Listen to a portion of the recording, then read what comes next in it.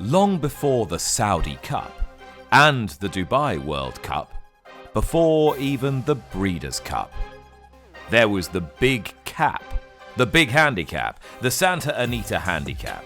Once upon a time, America's greatest challenge for mature racehorses, run in the sun-soaked Southern Californian winter, those skinny palms and star-spangled banners reaching up into cloudless skies. A fabled race. Storied. That's what they call it, because there are so many stories about the big cap. Even Hollywood turned up, hoping to be surprised. It's the race that Seabiscuit so famously lost, and lost again before coming back from injury to win at last in his final race. His statue still keeps an eye on the place. A true Hollywood story his was, its 2002 retelling worthy of an Oscar. Ha! But Seabiscuit got beaten in that too, by a hobbit. The 100 Grander, that was another nickname. Its huge prize money, a far-fetched figure in Depression-era America.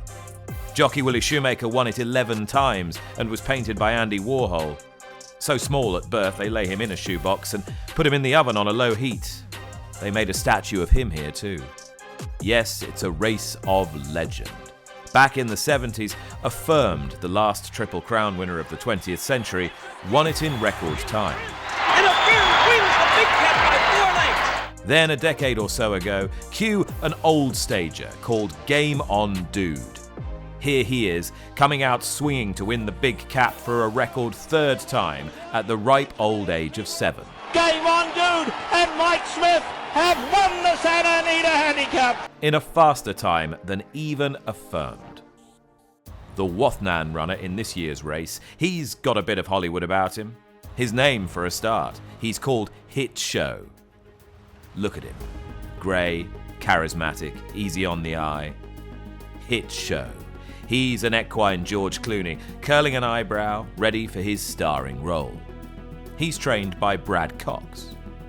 Well, Brad, Hitshow's been a good, solid, fun horse the last couple of years in Stakes Company. Do we think that he can get that little bit better and brook the gap up to the top level? Yeah, I'm hopeful. Obviously, he hasn't.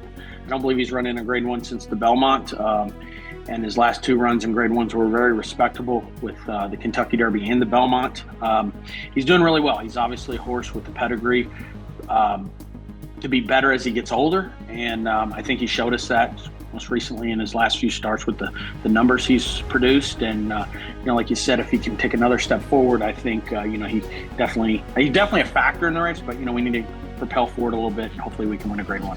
What encouraged you most about that comeback run and win in a Grade 3 at Fairgrounds? He's able to really close and finish up well and show that he's still getting better with age. I think like you said, received a big figure out of that race, and he's had the proper amount of time, I feel like, with space between that performance and this Grade 1, and he made it to California late last night, settled in great.